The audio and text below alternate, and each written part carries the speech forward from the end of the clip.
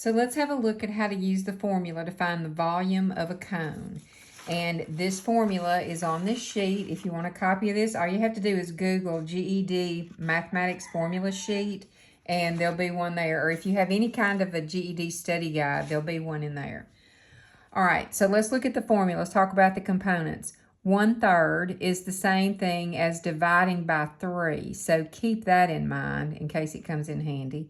They also tell you to use 3.14 for pi. R is your radius squared. So a cone has a circular base.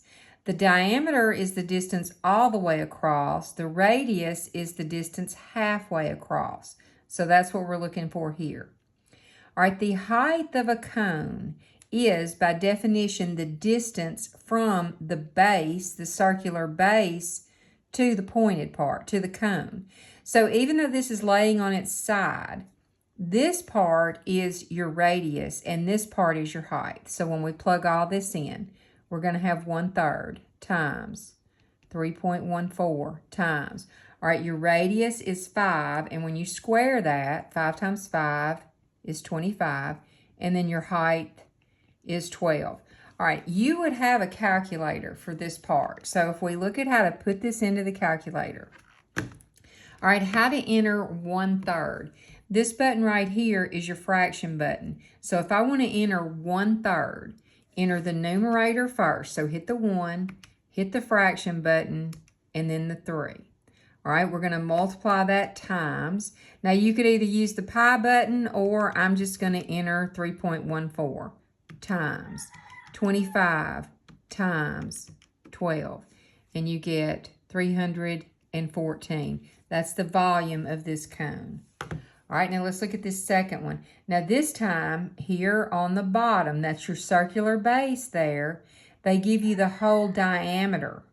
So the first thing you need to do is convert that. If the diameter is 9, what is your radius? Well, it's half of that, so what is half of 9? 4.5. So now when we fill this in, we've got 1/3 times pi, which is 3.14, times 4.5 squared, times, and your height here is 6. All right, so when we multiply this, and we're going to use the handy calculator here because they let us have it, so we need to use it. All right, to put in the 1/3, I'm going to hit the 1, the fraction button, and the 3 times. All right, 3.14 times. Now, to do 4.5 squared, you could do 4.5 times 4.5, or you can use this button right here. The x to the second power, it squares whatever you have. So if I put 4.5 and then hit that button, see now it made that square, and then times 6, hit enter, and you get 127.17.